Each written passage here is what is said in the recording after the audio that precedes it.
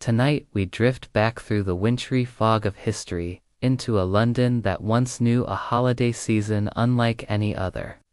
Not the glittering gaslit streets we imagine today, but a city wrapped in shadow, its lamps dimmed, its windows dark, its people waiting for Christmas lights that never came.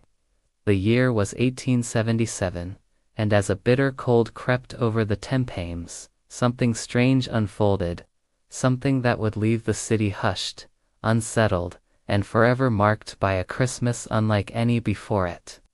A Christmas where light itself seemed to vanish. Before we descend into those mist-covered alleys and quiet drawing rooms, before we step into the stories of the lantern keepers, the railway guards, and the families who waited for a glow that never arrived, I'd like to welcome you wherever you are listening from, to all of you in the US, the UK, and Europe, to viewers across Asia, Australia, Africa, and every other corner of the world. I'm grateful you're here tonight. Let me know in the comments, where are you watching from, and what time is it for you right now? If you enjoy these long atmospheric sleep stories, please take a moment to like, subscribe, and leave a comment. It truly helps the channel, and it means I can continue creating restful journeys like this one. Now before we begin, get yourself comfortable, adjust your pillows, let your hands rest softly. Allow your breathing to settle into a slow, steady rhythm. If you'd like, dim your own lights. Let the room grow just a bit softer, a bit quieter, so that the world of 1877 can rise gently around you. When you are ready, let the darkness of old London unfold. Let the story gather you like a winter cloak, and follow me into a night when even Christmas seemed to lose its glow. London in the winter of 1877 carried a kind of cold that crept slowly through everything, through chimney stacks, through horse carriage seams, through wool coats pulled tight against trembling chests.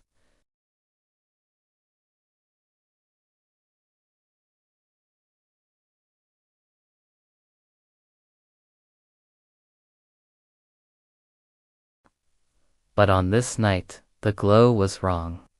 It began subtly, so subtle that only those accustomed to walking the streets at dusk noticed it first. The lamplighters, moving from post to post with their long poles and quick practiced strikes, found the flames sputtering in ways they shouldn't. The lamps flickered, dimmed, and in some cases refused to catch at all.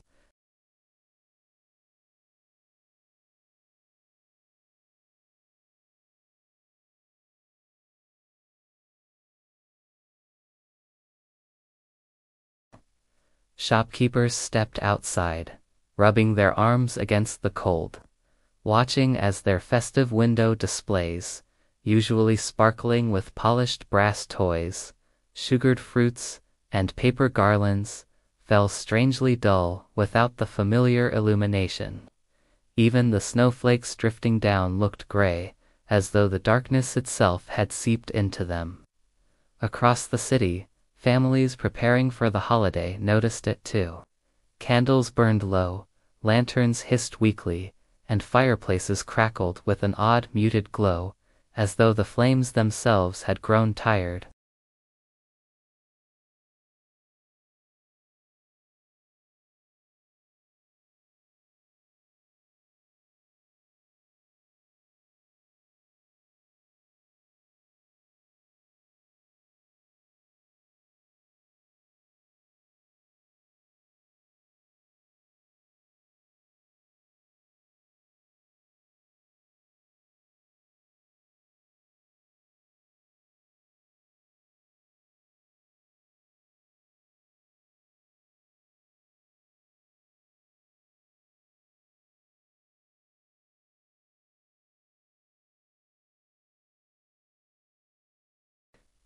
The river was often called the lifeblood of London, but on this dim December evening, it looked more like a sleeping beast.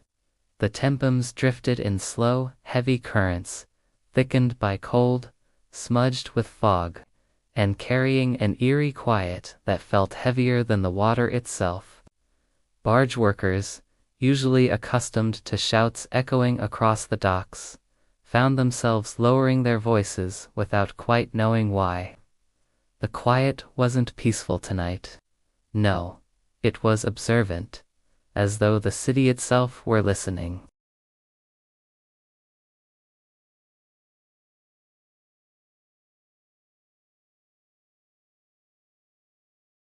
The lamps along the embankment, struggling against the creeping darkness, cast only faint halos that glimmered briefly on the water before disappearing into the mist.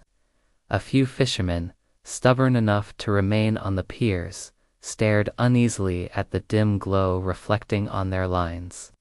Even their lanterns seemed weaker, their flames trembling as if chilled. It was near Blackfriars Bridge where the first whispers began.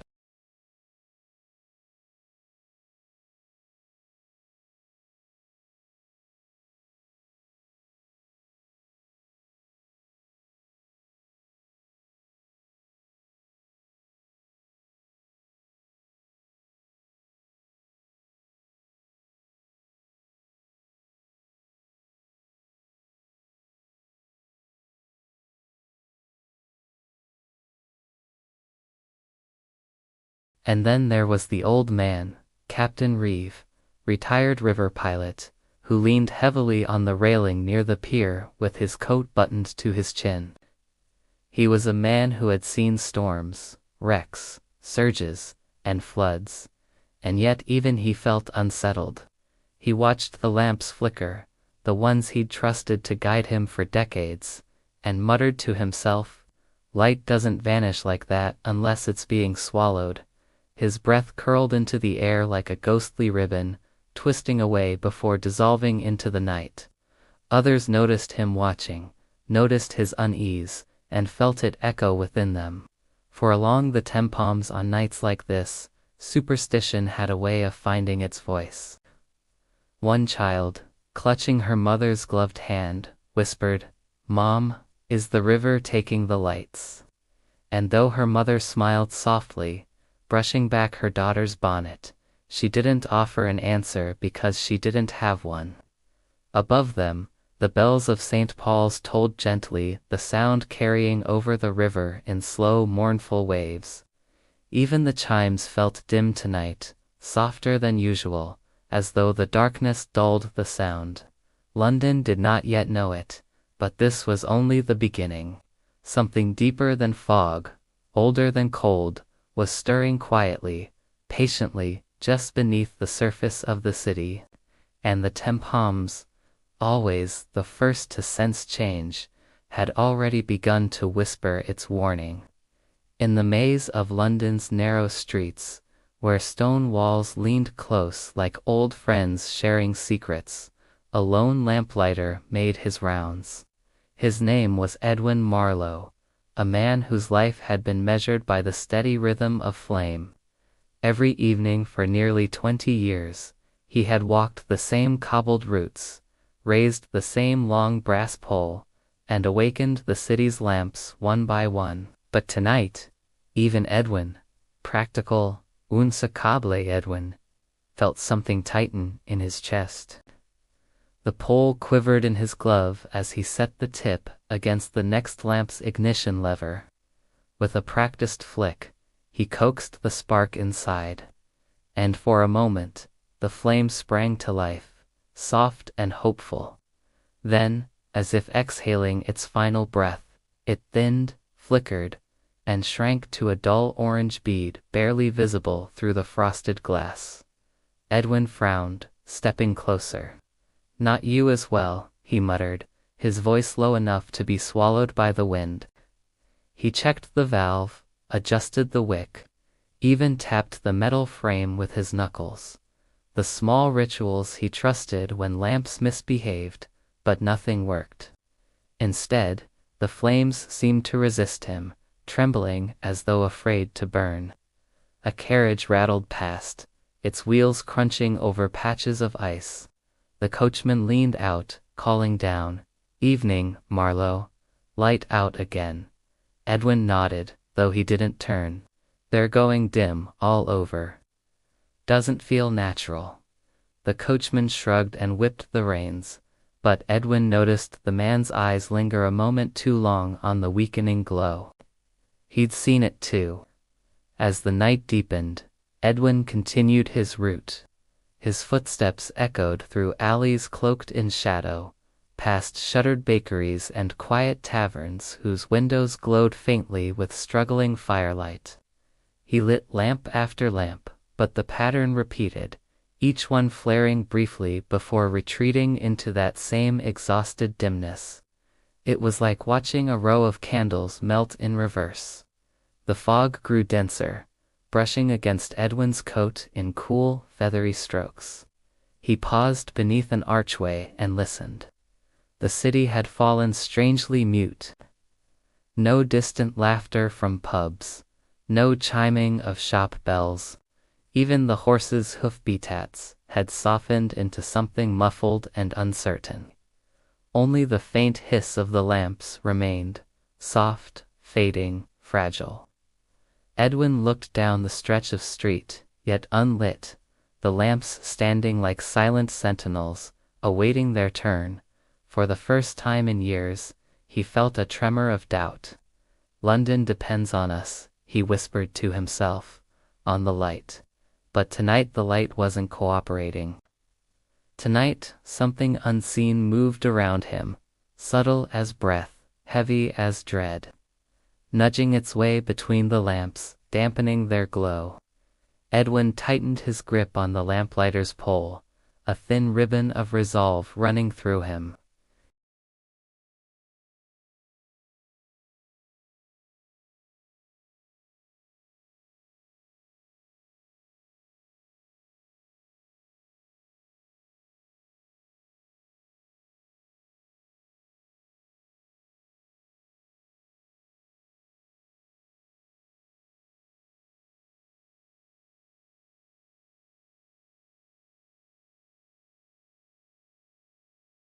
Parlors that should have shimmered with warmth instead flickered weakly, their corners dissolving into deep shadow. In a modest townhouse on Kendish Lane, the Harrow family gathered around their dining table.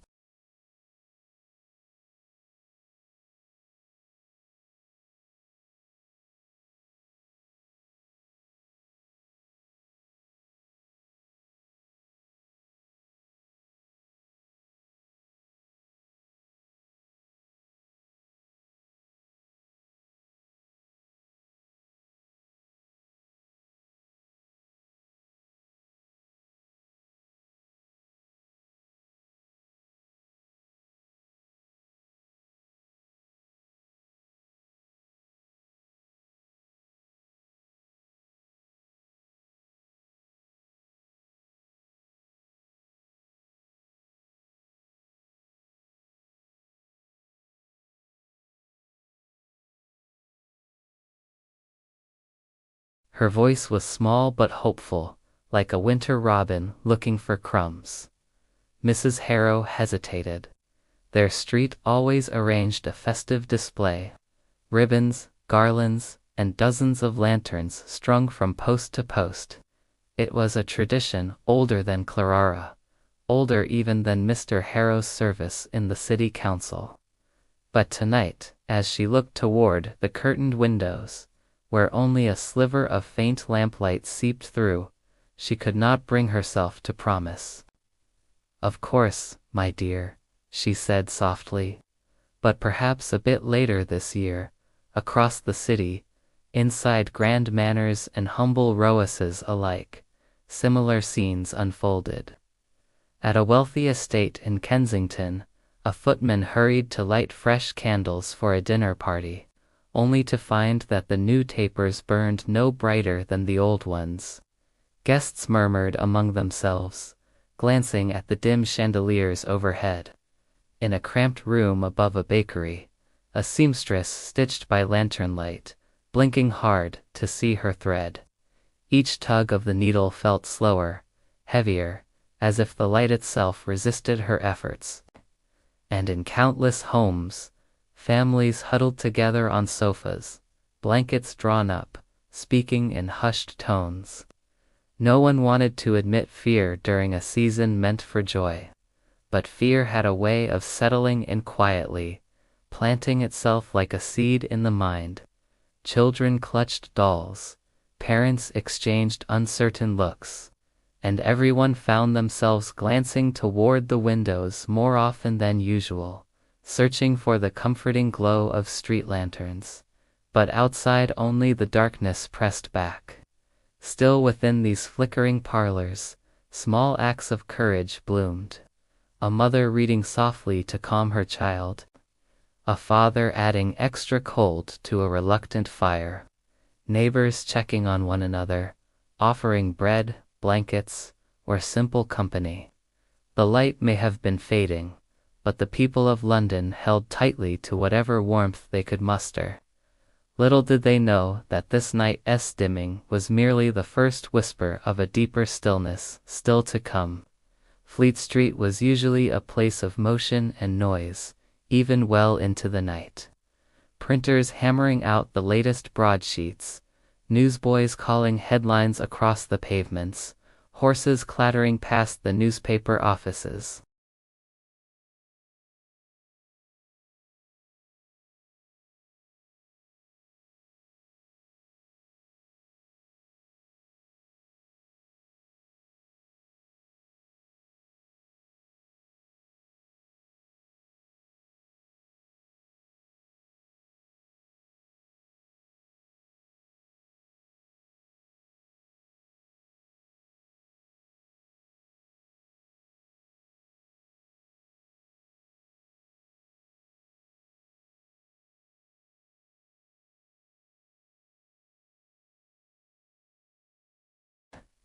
"Never seen the foggy light like that," muttered old Jasper Briggs, who'd been working Fleet Street since before half the others were born.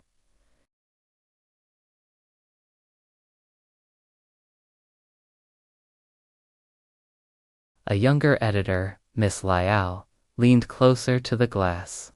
Her breath left a small circle of warmth against the cold pane. "It looks as if the air itself is swallowing it," she whispered. Beyond the window, the silhouette of a lamp-post wavered like a dying candle.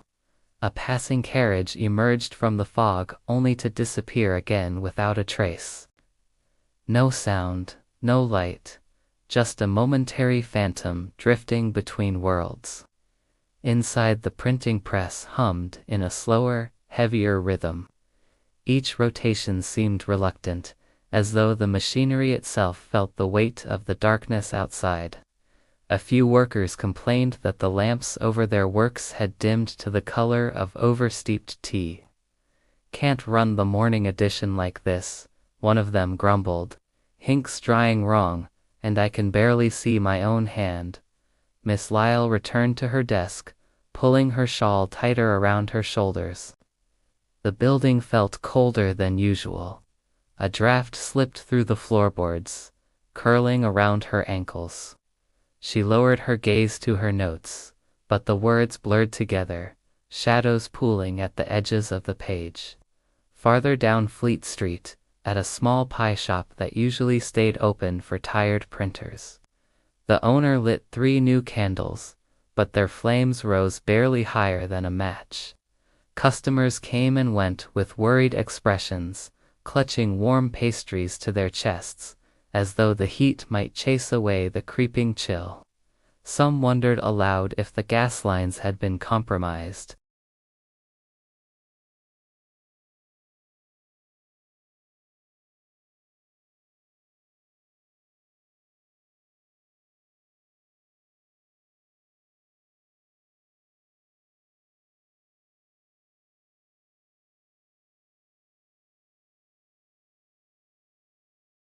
A quiet corridor of flickering light and drifting shadows. And all the while, the fog moved with purpose, swirling in slow, silent patterns, as if it were waiting for something.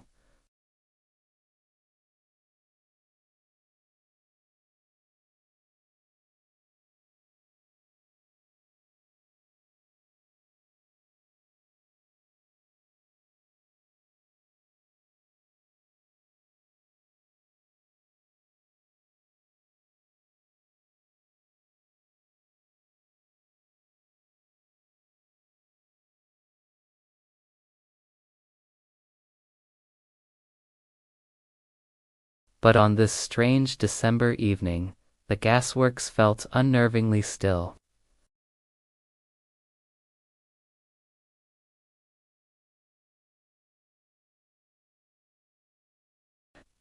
Inside the main processing hall, the echo of footsteps carried eerily, each sound stretching into the silence as though the building itself were listening.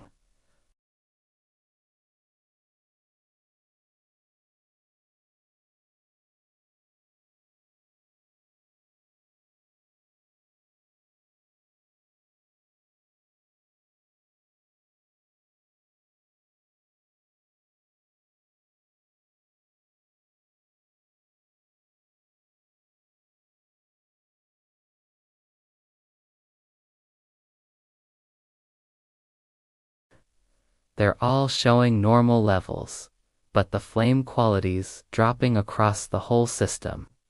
It's like the gas doesn't want to burn. Arthur exchanged a long look with his men. Gas didn't simply decide to behave differently. It obeyed pressure, temperature, chemical rules, and yet tonight those rules felt distant and fragile. He motioned for the workers to follow as he crossed to a row of brass gauges mounted on a long tiled wall. Each needle trembled softly, but strangely none dipped into the danger zone. Nothing was blocked, nothing was leaking, nothing had changed. And yet everything had.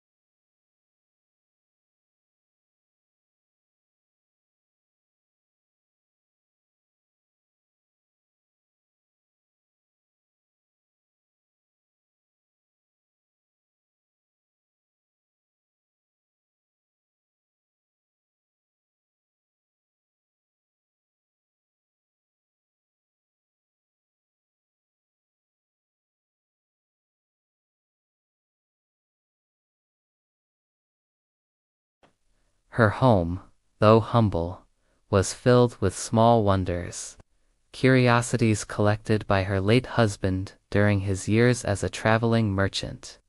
Carved wooden birds, delicate glass vials, maps with curling corners, and tiny clocks whose soft ticks filled the room like distant raindrops.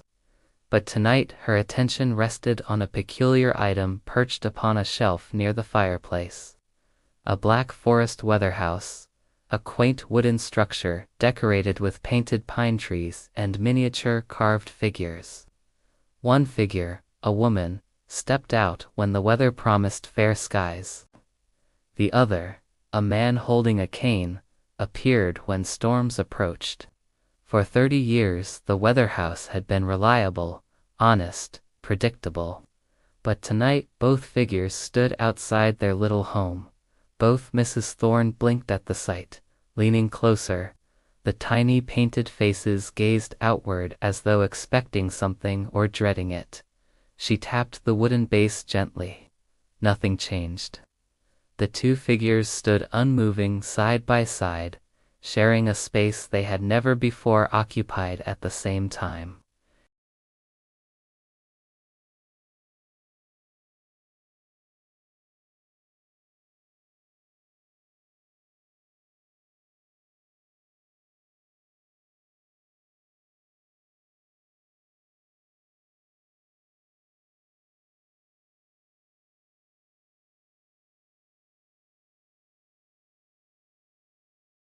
She shielded it with her palm, but the light still trembled, weak and thin.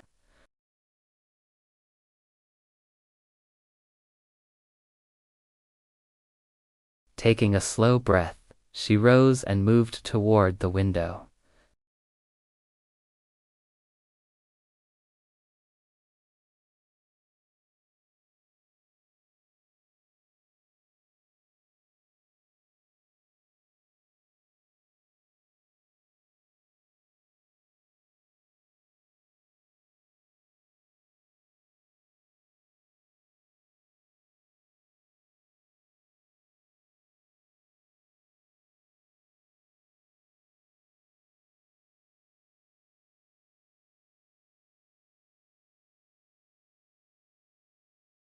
Something was happening, something London had not experienced before.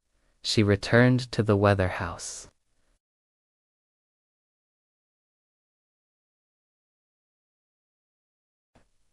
Mrs. Thorne pressed her hand against her heart. "Whatever this is," she murmured, "it came upon us quietly, and it means to stay a while."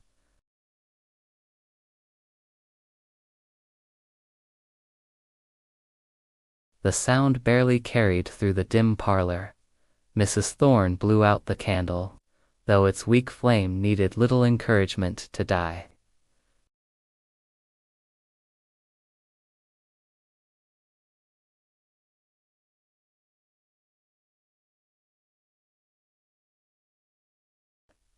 London's lights were dimming, and its oldest signs, its quietest omens, whispered that a deeper darkness was unfolding.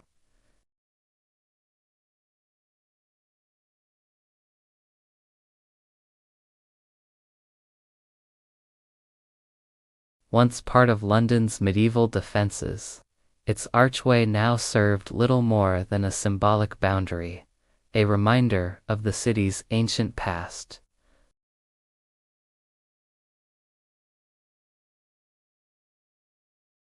His name was Thomas Breen, a man with steady hands and a patient heart.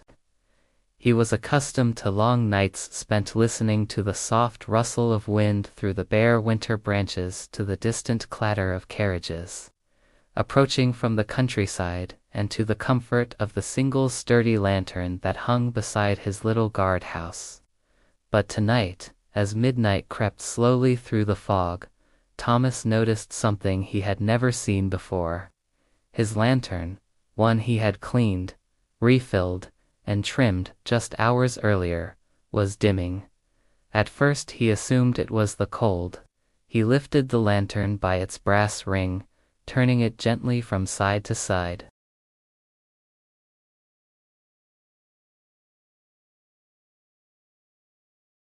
Thomas frowned, adjusting the wick, but even as he raised it, the flame offered no increase in brightness. If anything, it pulsed more weakly. He stepped outside the guardhouse, boots crunching softly in the frost. The fog curling along the ground had grown thick, weaving through the grass in pale ribbons that moved with a strange, almost deliberate grace.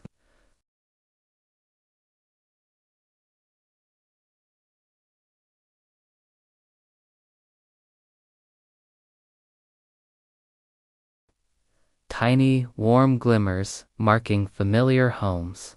But tonight the horizon was empty, flat, black, as if someone had brushed a dark cloth over the world. He lifted the lantern higher, testing its reach. The light barely extended an arm's length. "That's not right," he muttered, his breath blooming into the air. He moved toward the ancient archway. The old stones were cold beneath his fingertips, colder than frost alone could produce, as though the night itself had seeped into them.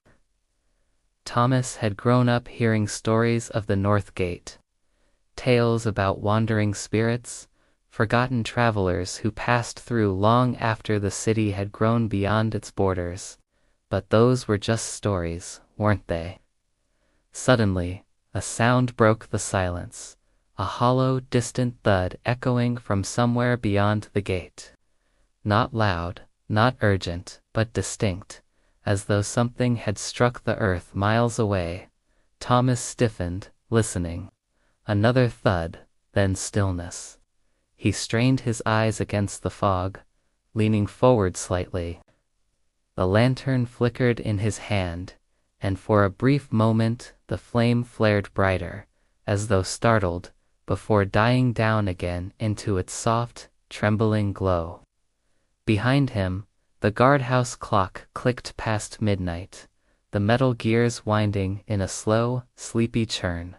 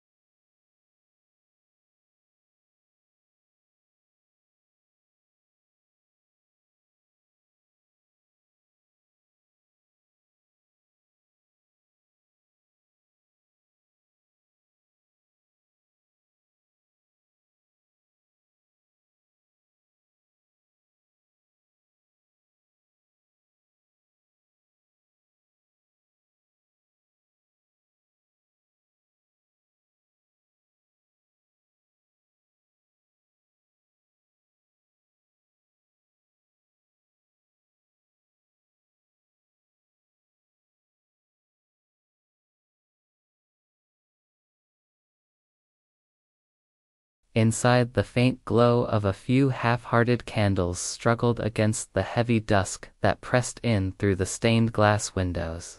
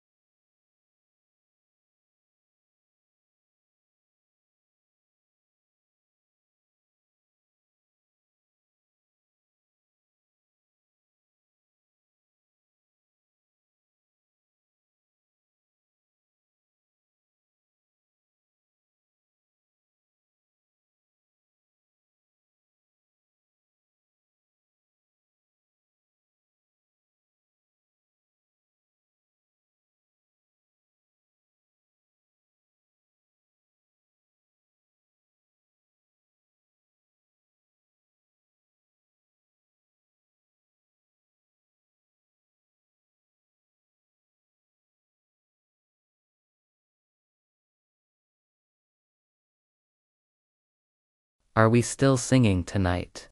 Father Elias turned toward them, his expression gentle but troubled. He wanted to say yes.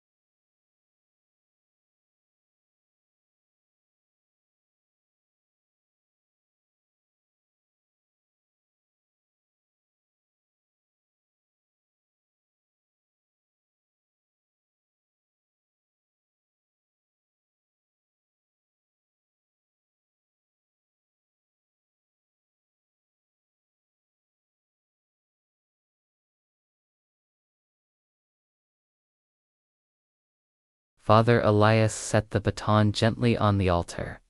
"It may be best to wait until tomorrow," he said quietly. "Your voices should not strain against whatever this is." The children nodded. Gathering their belongings, their footsteps echoed softly as they left the chapel, their lanterns glowing faintly like small wandering stars in the mist. Father Elias remained behind for a moment, gazing up at the dimmed, stained glass.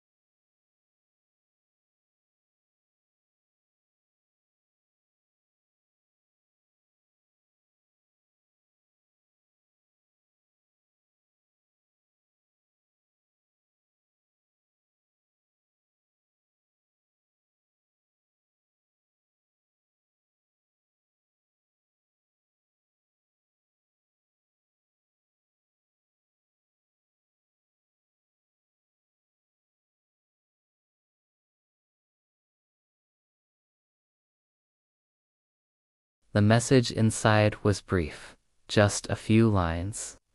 But whatever he read struck him deeply, enough that he pushed back from the desk as if the paper itself radiated cold. A gust of air seeped through the window, causing the lamps to flicker.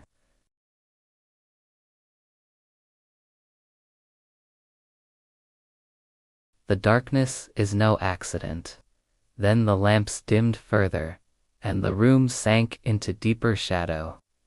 Outside, Henry continued down the street, unaware of the tremor he had just delivered into London's already fading night. To the east of London, the iron bridge of Millwrights Crossing arched gracefully over a narrow stretch of the Thames, its steel ribs glinting faintly beneath the dimming lamps. Normally, the bridge carried a gentle flow of foot traffic even at night. Bakers returning from evening deliveries, night shift workers heading home, and couples strolling slowly beneath the lamp's warm glow. But tonight the bridge was almost empty. A low wind drifted over the water, sharp enough to sting the skin.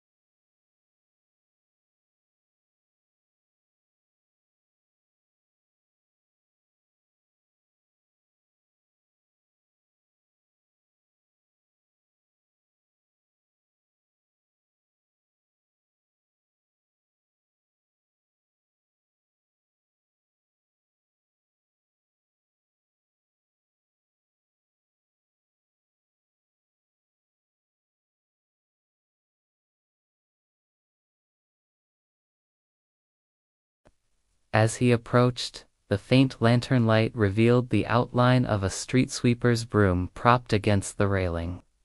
But there was no street sweeper, no footsteps, no cart.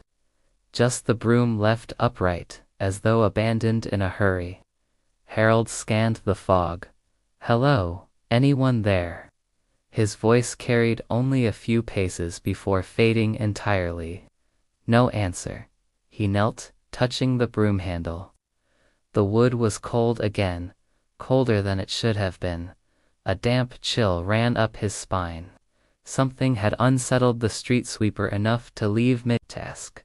He stood slowly and looked around the bridge once more.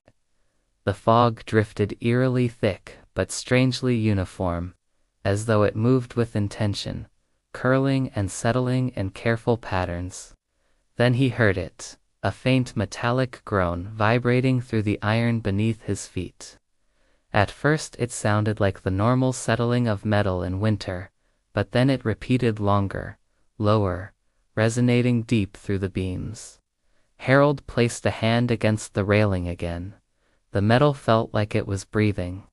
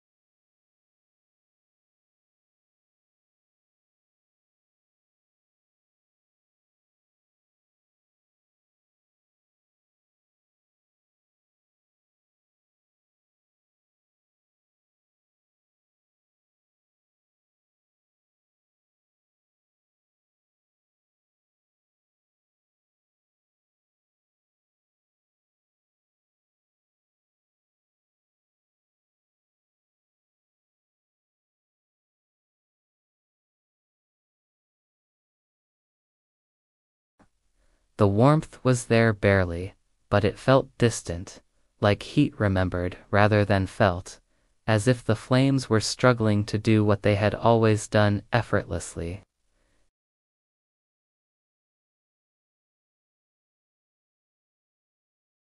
Across the building, doors opened and voices filtered through the narrow hallway. The fire won't take. My coals are hardly glowing. Is the chimney blocked? Even the kettle won't boil proper. In the room above, an elderly man named Mr. Hale stirred his stew over the hearth, brow furrowed as the pot continued to simmer weakly, without ever truly bubbling. He muttered old stories under his breath, tales he hadn't spoken of since childhood in the countryside. Stories about winters where light itself grew weary. On the ground floor, two sisters sat with shawls over their shoulders, rubbing their arms as a thin draught slipped beneath the door. Their fire flickered in soft blue tones, unnatural, ghost-like. Shivering residents drifted toward the building's shared stairwell, exchanging anxious glances. The muffled grumble of voices rose, though quietly. No one wanted to alarm the children. Then, from the opposite end of the hall, the caretaker of Whittleby House, Mrs. Hemsby, stepped out with a thick candle in hand. Its flame was no brighter than a fading star. She cleared her throat. "Everyone," she said gently, but firmly, "it's best we keep our doors closed tonight. Stay together. The fires are acting queer, but we'll manage. I'll check the chimneys come morning." But her eyes betrayed her worry. She had lived in East Sheep her whole life. She had tended to fireplaces since she was a girl, and never, not once, had she seen flames behave like this. The residents slowly retreated into their rooms. Doors closed softly, blankets rustled, fires crackled weakly as if protesting the strange night. And high above Whittleby House, the chimney tops released thin ribbons of smoke that drifted straight downward, not up, caught in the heavy, unnatural fog. Across the city, hearths continued their quiet struggle, each flame flickering in muted protest against the darkness. Tonight, even fire, the oldest friend of humankind, seemed subdued by whatever shadow had settled over London. In the winding alleys of Clerkenwell, where artisans and tradesmen worked in narrow shops packed tightly together, one dim light still struggled through the fog. It belonged to Mr. Edwin Bartleby, a master clockmaker whose reputation for precision stretched across half the city. His shop was usually a sanctuary of steady comfort, filled with the gentle ticking of clocks, the soft whir of gears, and the faint scent of oiled brass. Tonight, however, that comforting symphony faltered. Inside the cramped workshop, over a dozen clocks lined the walls. Tall case clocks, small mantel clocks, pocket watches in velvet boxes, all usually beat in perfect rhythm. But now the ticks were uneven. Some clocks slowed to a lazy drag, others stuttered like breaths caught in the throat. A few stopped entirely, their hands freezing as if time itself had hesitated. Mr. Bartleby stood at his workbench, pink snake glasses perched low on his nose, studying the innards of a half-assembled timepiece. The small lamp above his bench flickered faintly, its flame drooping toward the wick. "This is nonsense," he murmured. "The mainspring is sound, the gear ratio perfect. And yet," he tapped the casing gently. The watch gave a faint, reluctant tick, then fell silent again. As he leaned back, the low candle beside him wavered weakly, casting an unsteady glow across the cluttered room. Shadows shifted along the shelves like restless thoughts. He moved to the centerpiece of his shop, a magnificent long-gaze clock he had spent months restoring. Made of dark walnut, polished to a warm sheen, It usually filled the workshop with its calming, resonant chime. Now its pendulum swung slower than it should, much slower, as if pushing through thickened air. Mr. Bartleby pressed his ear gently to the wooden casing. The faint heartbeat of the mechanism, sharp, precise, dependable, had become irregular. Tick, tick, tick. He stepped back, alarm pricking at him. This clock had survived a century without issue. He had never heard it stumble. The door to his shop creaked open, letting in a wave of cold fog. A customer, Mrs. Crowell, bundled in a fur stole, entered with a broken carriage clock in her hands.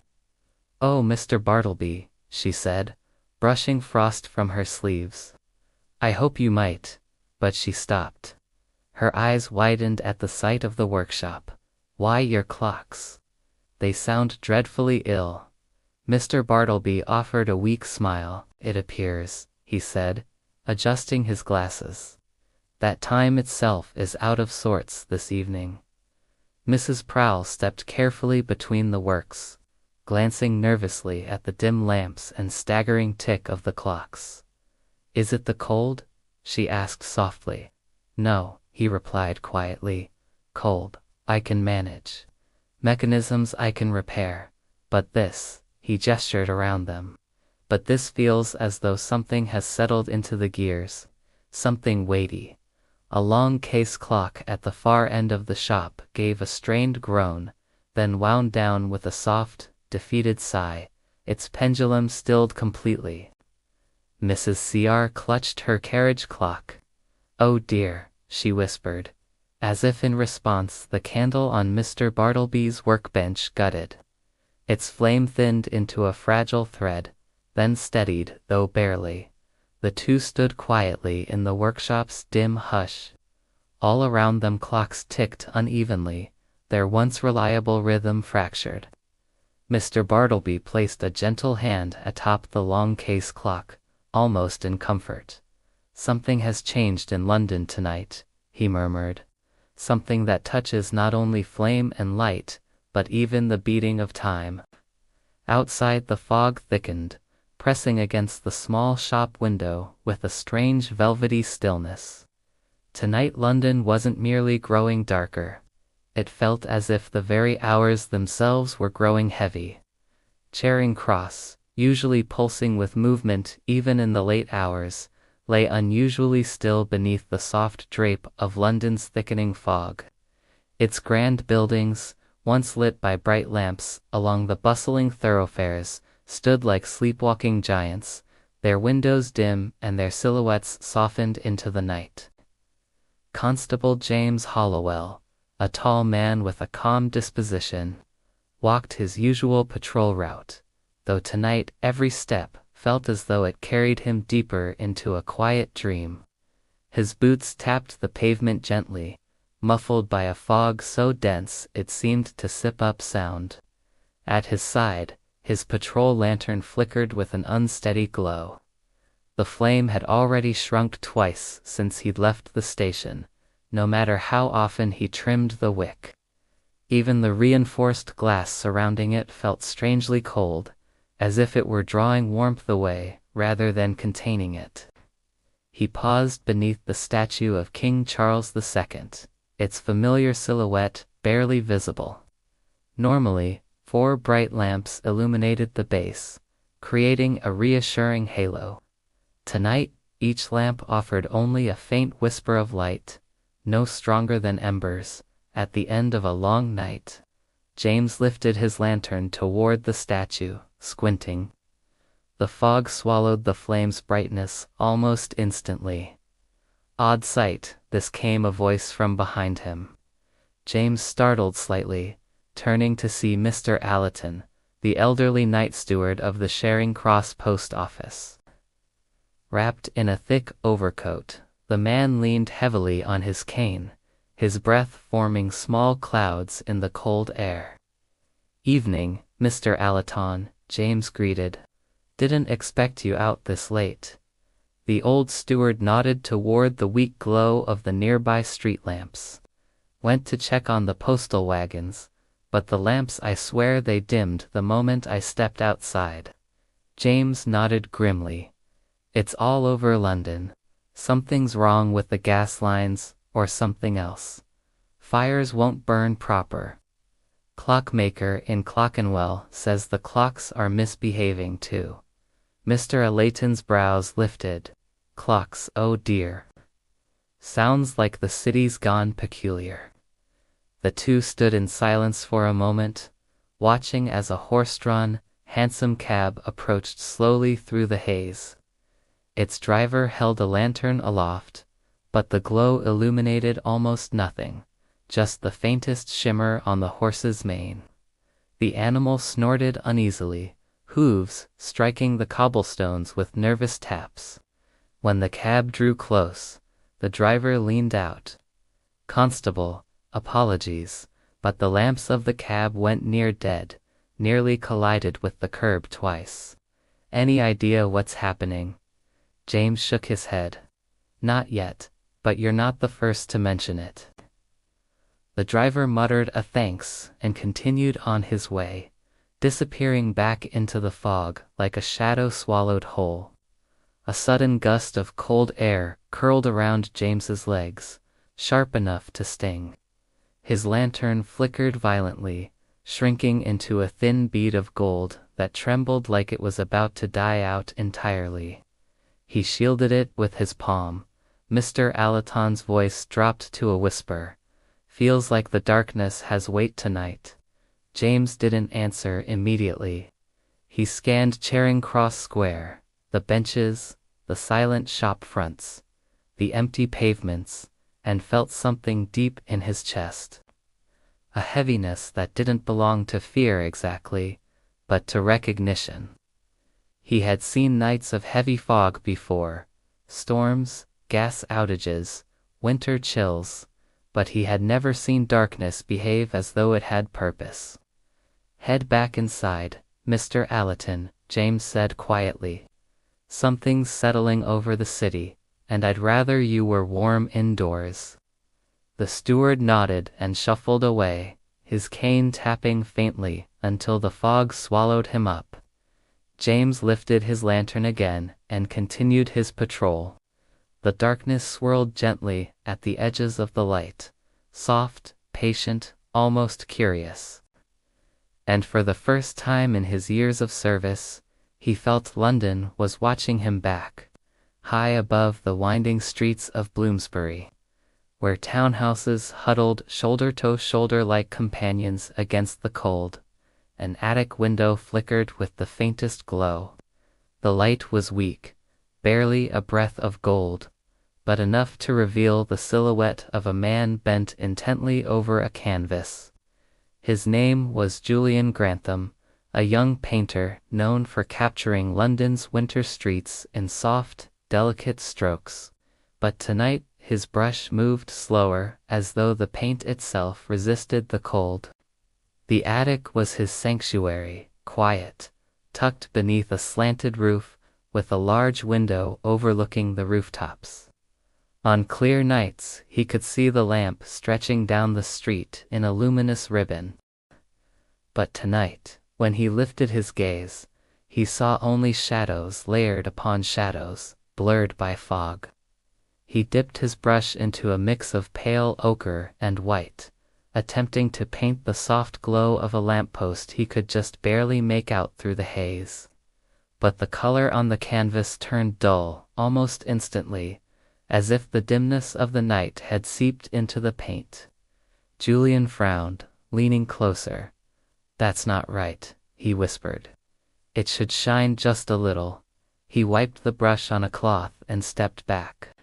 The half-finished painting depicted a foggy London street, but even his rendering looked darker than he intended. The lamplight he had tried to capture seemed extinguished before the paint finished drying. His lamp, propped on a nearby crate, flickered weakly. Its flame quivered like a thread on the verge of snapping. Julian sighed and stretched his cold fingers. He was used to December chills, but tonight's cold felt different. It clung to him, slipped beneath his sleeves, settled into the bones of the building itself. A soft knock sounded on the attic door.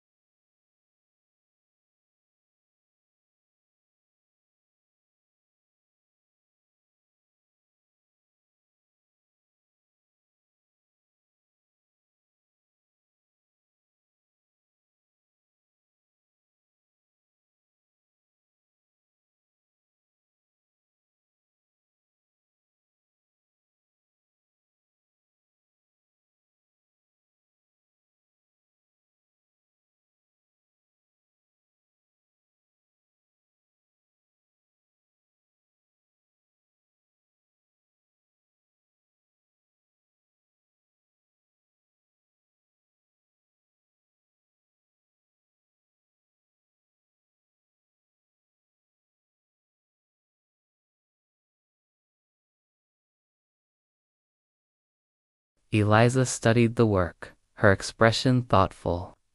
Maybe it's the night trying to tell us something. Julian gave a faint laugh. You speak like mother.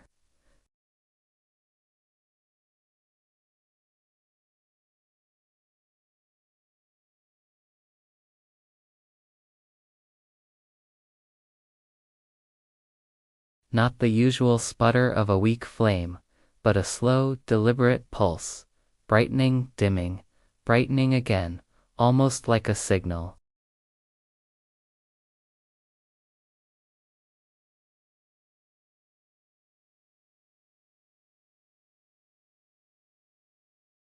The lamppost pulsed once more, then went dark completely, vanishing into the fog as if erased.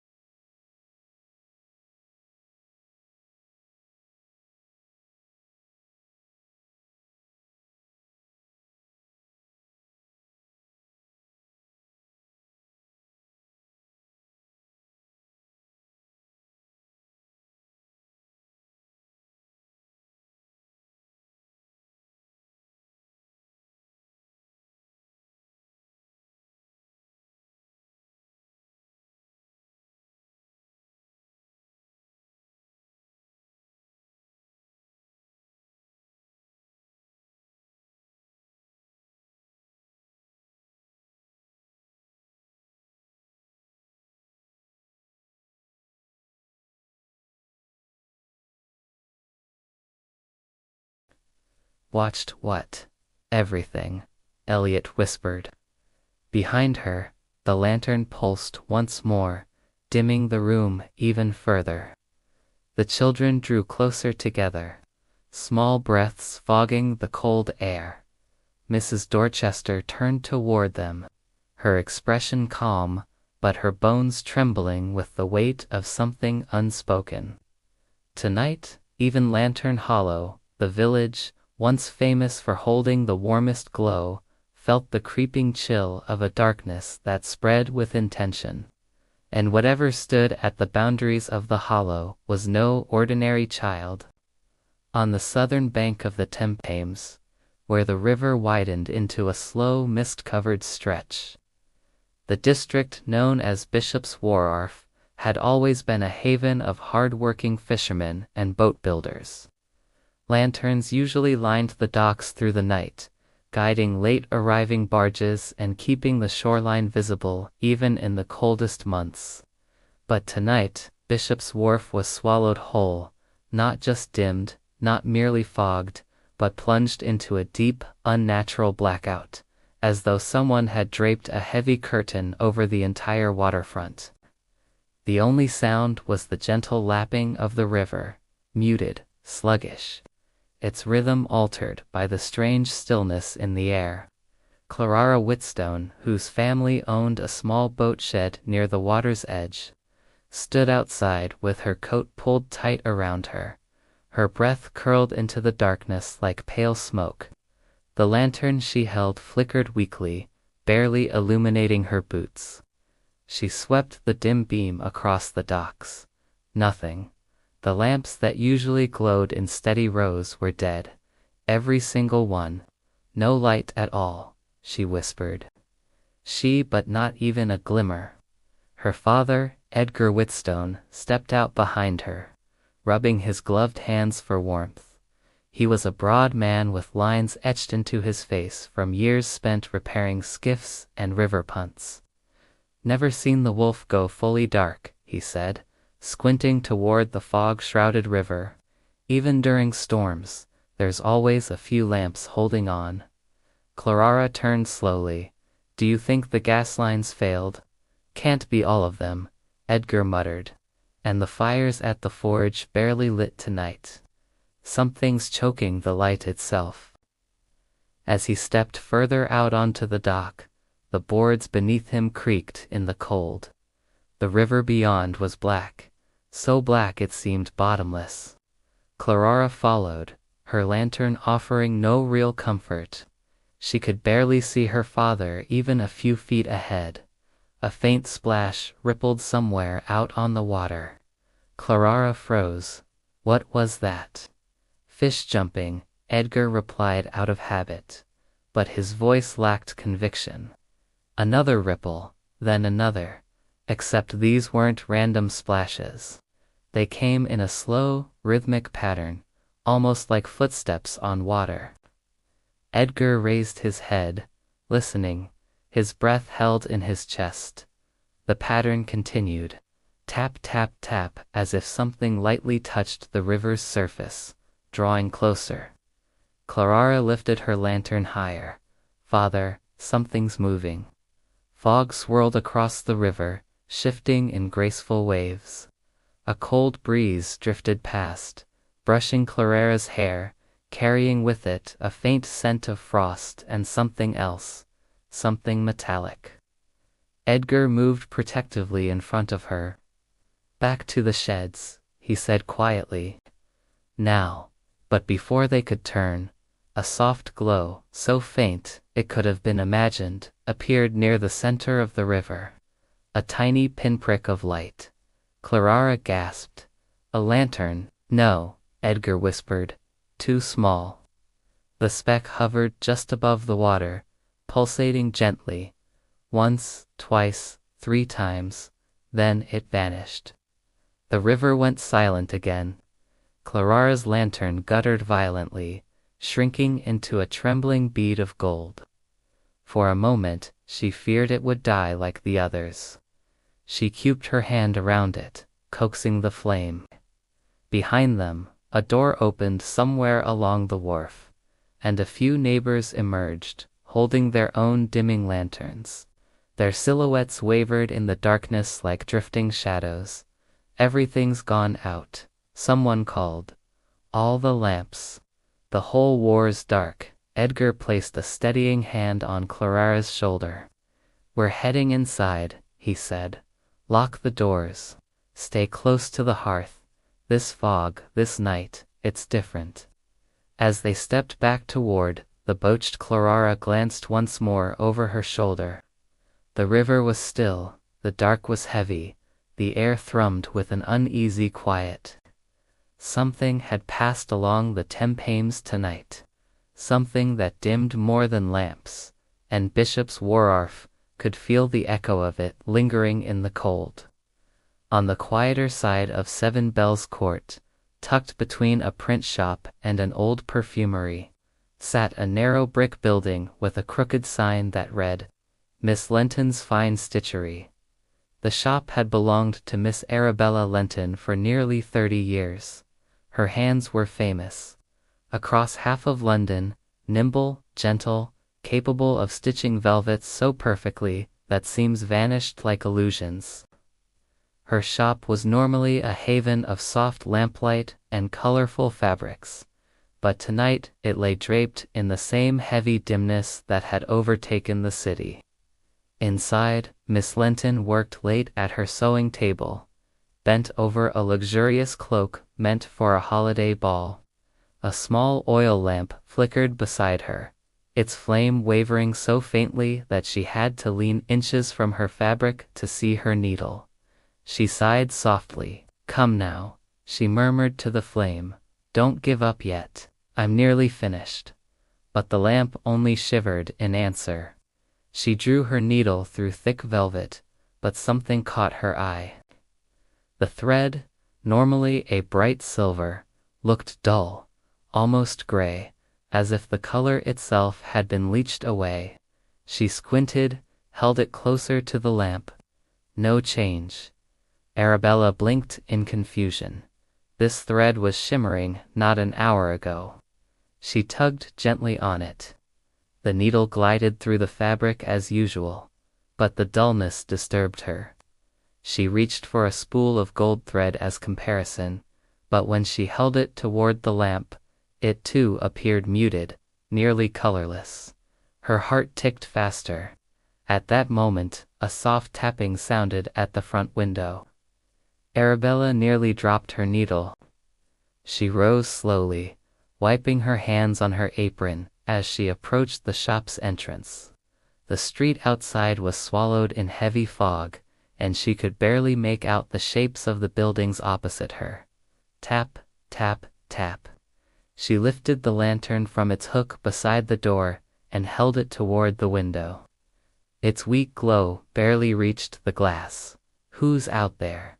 she called gently. "Is someone in need?" No answer, just the fog pressing close.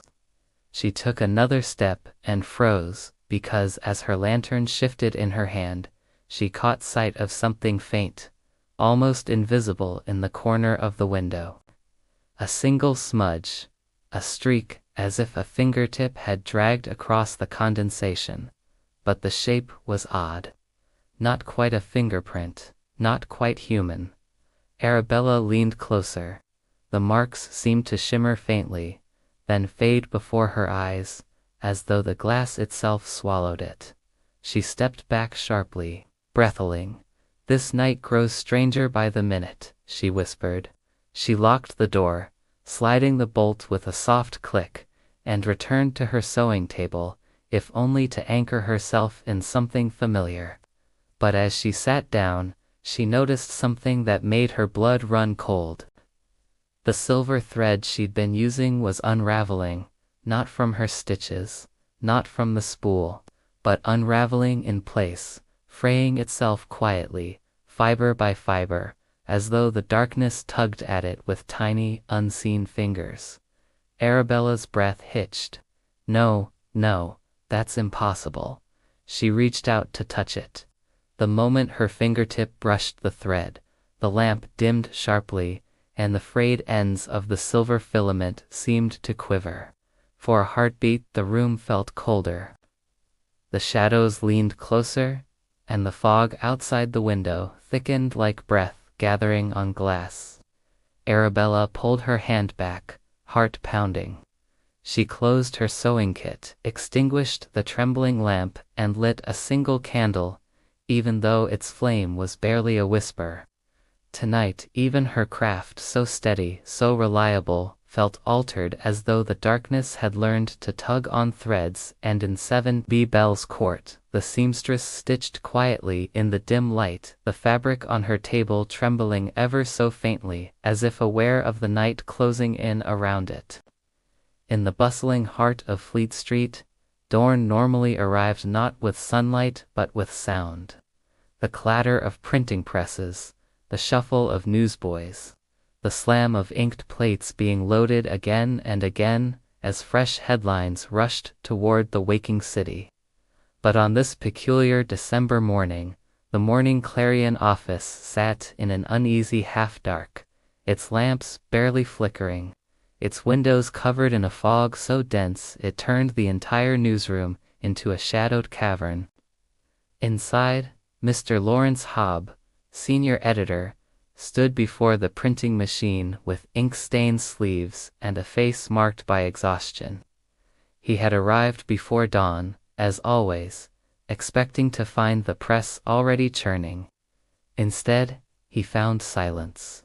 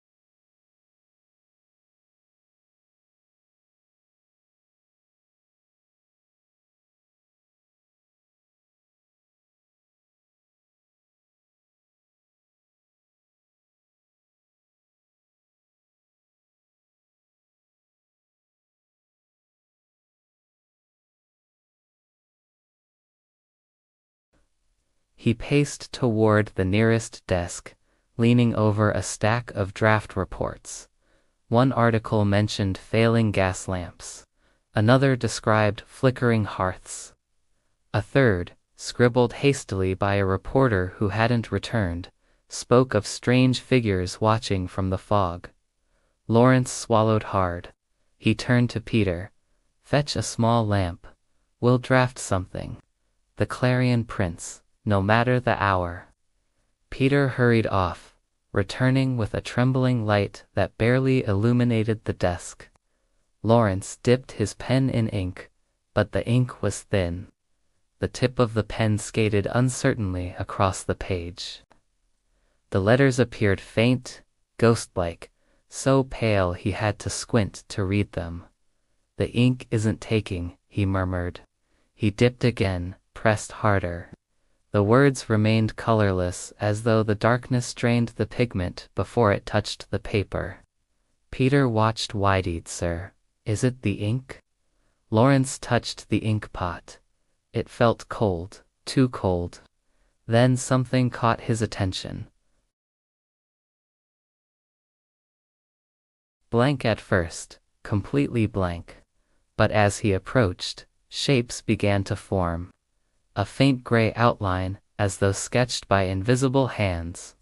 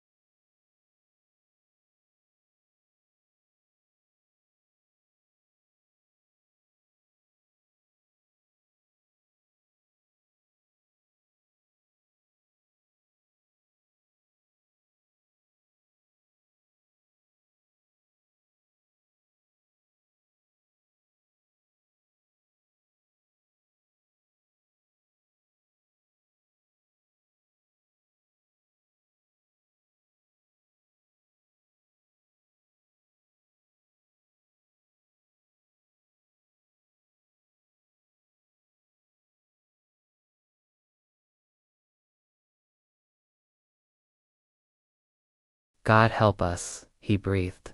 Something has taken the light. Atop Delgy Hill, where the great dome of St. Paul's rose like a guardian above the city, the fog pressed tightly against the stone walls, muffling every sound.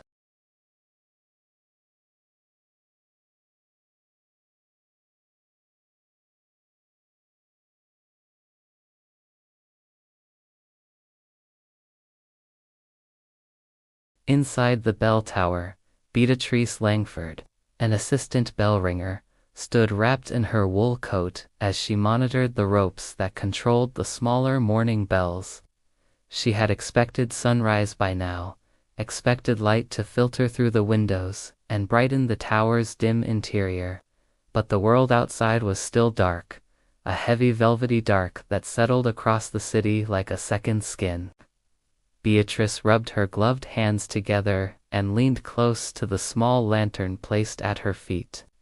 Its flame was frail, so faint it struggled simply to exist. "This won't do," she whispered. "We have morning prayers soon." She lifted the lantern toward one of the narrow tower windows. The flame quivered in the cold, casting just enough glow to reveal the view beyond. Ludgate Hill was swallowed in a gray mist.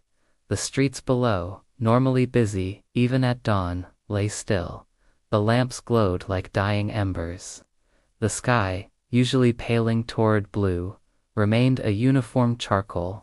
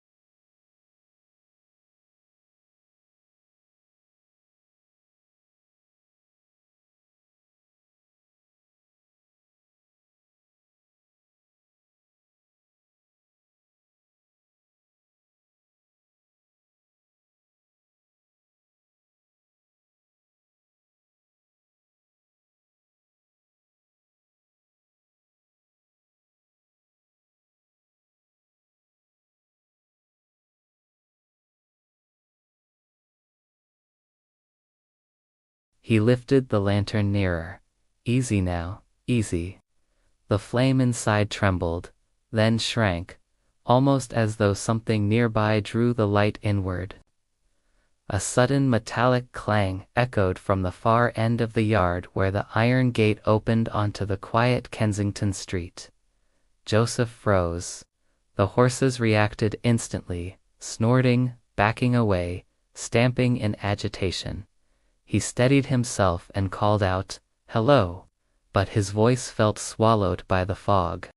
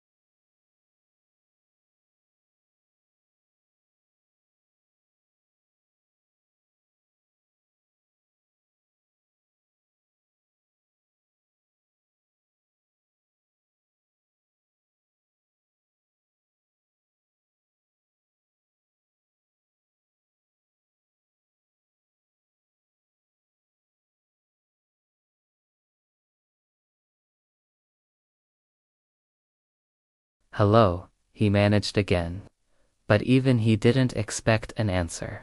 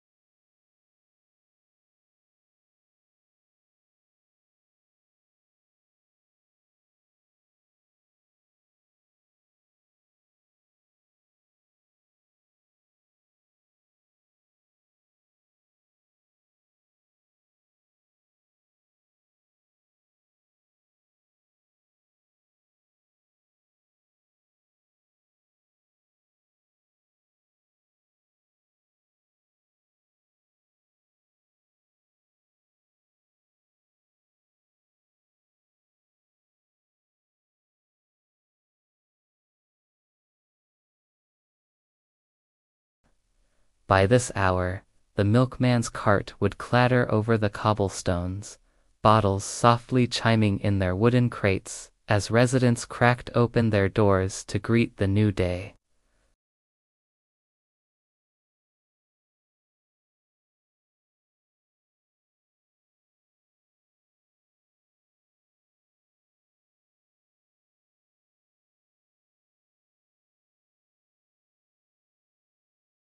His horse, Bennett, shifted nervously, breath rising in pale bursts that vanished far too quickly, as though the air itself swallowed warmth before it fully formed.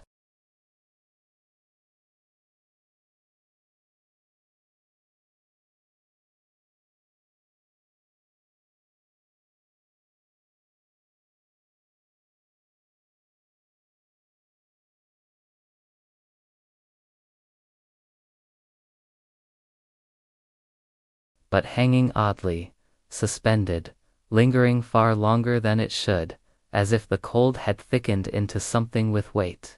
He waved his hand through the white haze. It barely stirred. "Now that ain't natural," he whispered.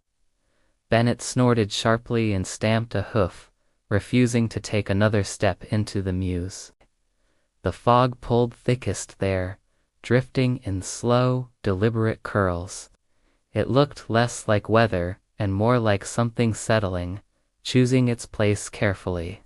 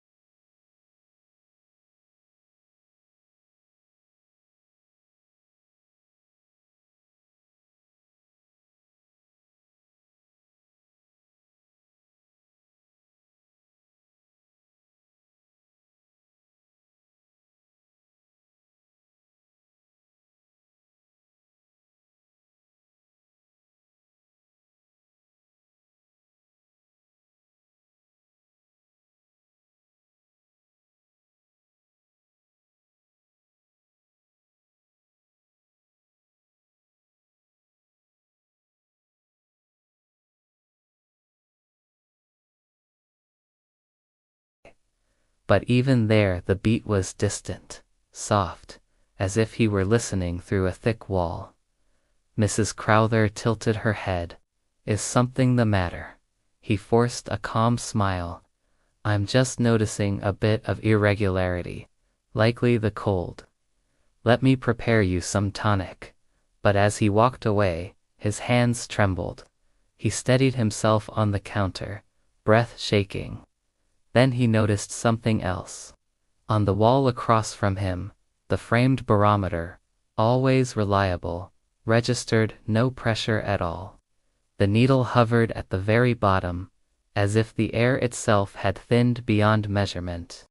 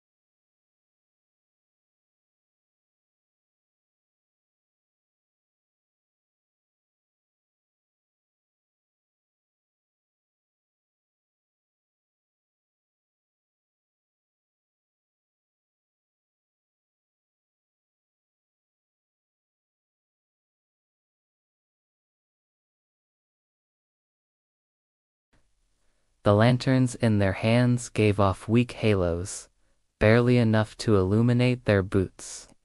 Even the trees behind them stood like silhouettes carved from ink. From the base of the hill, more voices carried faintly upward. People stepping outside, confused murmurs blending with the stillness. One man pointed upward. "Look!" The crowd turned. At first, nothing seemed unusual, just the heavy dim sky, the fog drifting like pale smoke. But then they noticed it. A faint glow high above the horizon, a thread of light thin as a single stroke of paint. It wavered weakly, as if struggling to take hold. Mrs. Elmwood gasped softly. The sun, but the glow didn't strengthen, didn't widen, didn't warm the air. Instead, it flickered slowly like a failing ember, then faded again, swallowed whole by the heavy gray. Mr. Hawthorne lowered his telescope with trembling fingers. "The sun is trying," he whispered, "but something is smothering it." A heavy quiet fell over the hill. Even the fog seemed to pause. Children clung to their parents' arms. Men removed their hats instinctively, as though standing before something sacred and terrifying. Finally, a boy's voice broke the silence. "Sir, does that mean it won't come up at all?" Hawthorne didn't speak at first. His eyes were fixed on the horizon. His breath left his chest in a slow, trembling sigh. "I do not know," he said, "but the world is colder than it should be." And light, he looked at his dim lantern. Light is no longer behaving. The residents slowly descended the hill, lanterns trembling in their hands, their shadows stretching strangely long behind them, even without sunlight. No one noticed the final detail until the last of them turned away. The faint thread of glow on the horizon tried once more to form a sunrise. But this time, instead of brightening, it dimmed down, down, down, until the sky turned darker than before, as though something vast and quiet had simply pressed its hand over the sun. Tonight had not ended, dawn had not arrived, London was caught in the in-between, and the city understood with a slow, dawning dread. The darkness was no longer passing through, it was staying. Across all of London, from the trembling lamps of Whitechapel to the silent wharves along the Thames, the city had surrendered to a darkness that refused to lift. No dawn had broken, no warmth had returned. Every hearth, every lantern, every candle quivered like a fading heartbeat. And at the center of the city, in a modest townhouse tucked along Rosemary Street, Dr. Martin Evely, the historian who had received the mysterious letter, sat beneath the dimmest of lights, the sealed envelope still on his desk. He hadn't slept, not since reading the message hours earlier. Now, as the fog pressed against his windows, he unfolded the letter again, hands trembling slightly. It contained only one sentence, one chilling line scrawled in ink that seemed darker than the ink his own pens produced. "Prepare yourself, for this darkness has a name." He had spent the long, sleepless hours searching through his archives, dragging dusty books from shelves, flipping through aged manuscripts, and lighting candle after candle, each flame weakening as soon as it touched the air. And at last he found it. An obscure reference in an old Nordic chronicle nearly forgotten.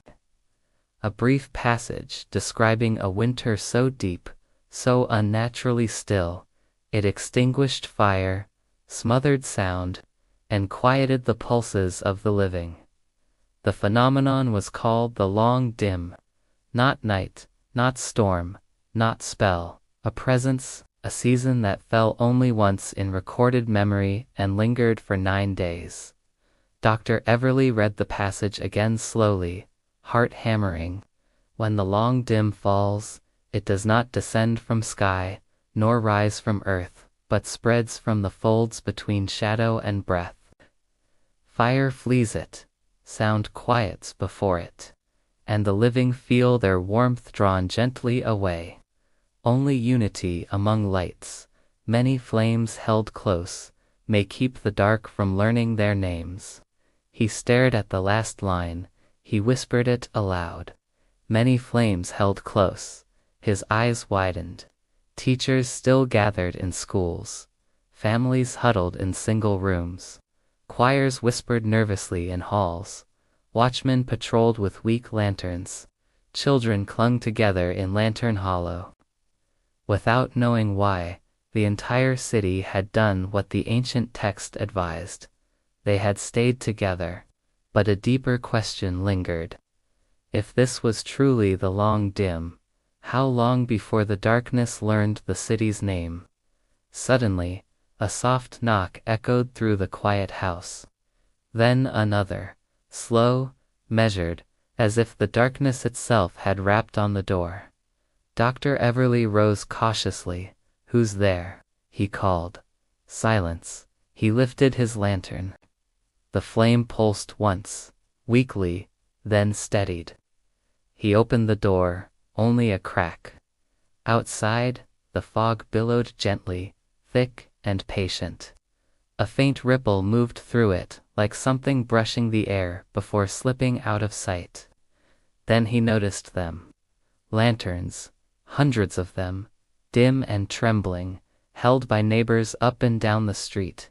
Men, women, children, cold, frightened, exhausted, but standing together. Mrs. Thorne, from Bishopsgate Constable Hollowell, from Charing Cross Julian the painter, Mrs. Dorchester from Lantern Hollow, the O'Connells from Eastcheap the baker, Tobias Finch, Miss Lenton with her trembling thread father, Elias and his choir children, even the horses tied safely behind the crowd stood calmer in their shared glow. They had gathered without warning, without messages, without calls. London had simply come to itself. The lantern light shimmered across faces, pale with worry, but bright with determination.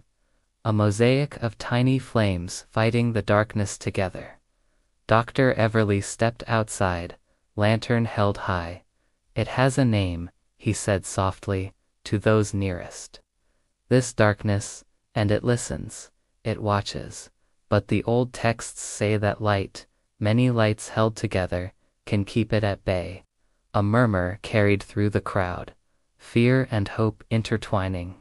In response, something shifted in the fog, a soft recoil, a quiet withdrawing, as if the long dim recognized it had been challenged. People lifted their lanterns higher. The flames flickered, hesitated, then almost miraculously brightened just a little. A fragile shimmer, but brighter than before. The faint glows spread, reflecting off windows, brushing rooftops, touching the fog with thin threads of gold. The long dim did not depart. It waited still, but it waited at a distance, and for the first time since the darkness began, London exhaled as one. The night was not over. The dawn had not come, but the city had found its answer. With trembling hands and steadfast hearts, they stood shoulder to shoulder, holding their lanterns together against a darkness older than memory. And in that fragile circle of light, London endured. As the city of 1877 held its breath beneath the weight of the long dim, so too may you allow your own breath to soften, slow, and settle. Thank you for joining this journey through fog and quiet streets, through dimming lanterns and silent hearths, through a city that learned the strength of standing together. Wherever you are listening from tonight, the US, Europe, Asia, Australia, Africa, or anywhere in the world, I am grateful for your presence here. If your eyes are growing heavy now, if your breath has fallen into a gentler rhythm, let the last whispers of this story cradle you. Know that even in the deepest fog, even when the dawn delays its coming, A single warm light held close can guide you through the quiet. Thank you for watching, for dreaming with me, and for being part of this peaceful moment. Rest well and let sleep take you softly. Good night.